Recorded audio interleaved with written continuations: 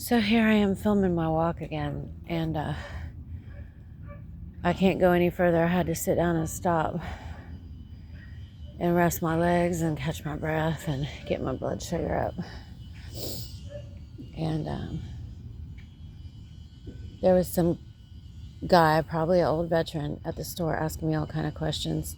No, this is not an investigation. That's not true. Investigations have warrants. They bring the person in, and the investigator sits them down for a conversation or interrogation, whatever they call that, where they ask clearly and directly questions. No, this is a civil conspiracy. This is a frame up. I've had people framing me here since I got here.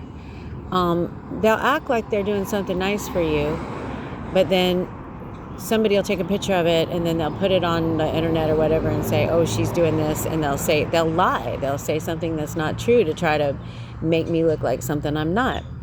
I don't do drugs. I don't drink alcohol. I've smoked medical marijuana off and on since I was 17 for spinal injuries and neurological condition because it is the best thing for the nervous system. Medical marijuana stops seizures. There's doctors all over that prescribe the liquid to children and adults and every age that are having seizures every day, and like a year later, no seizures.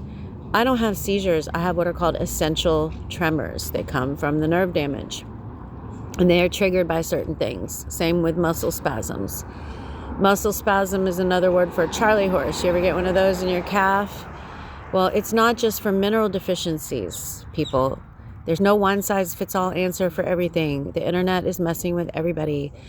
Muscle spasms come from nerve damage. They come from permanent disabilities.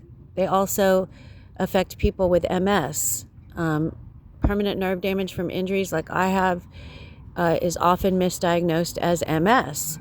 I don't care what you call it. If you want to call it MS because you understand that word and give it more compassion or sympathy, that's fine.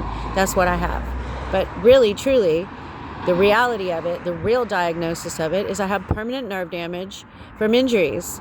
I have 8 major spinal injuries. I was on crutches for a couple years. I couldn't walk. I had atrophy in my legs so bad my foot was crooked like a stroke victim. They said I would never get it 90 degrees again. I had this amazing couple people that I used to do their hair and their friend come to the house and teach me how to do hot water, cold water therapy to open up the capillaries and the stretching.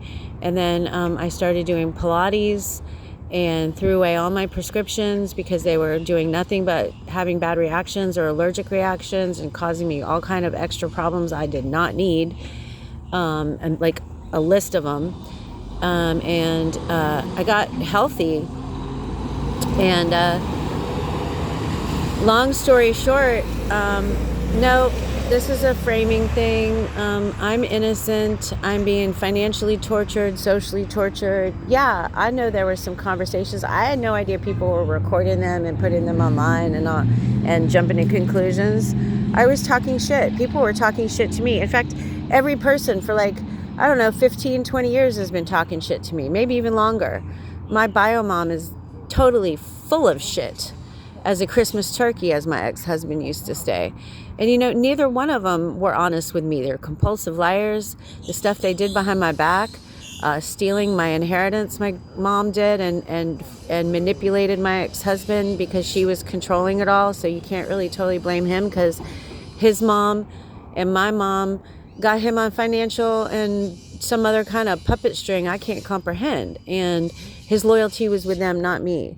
My loyalty was with him and my child and the animals. And all I did was stay to myself and take care of everybody. You're hearing somebody with some sort of mental thing talk to themselves behind me where I'm sitting on the bench. No, the Wells Fargo lady. No, there was nobody with me.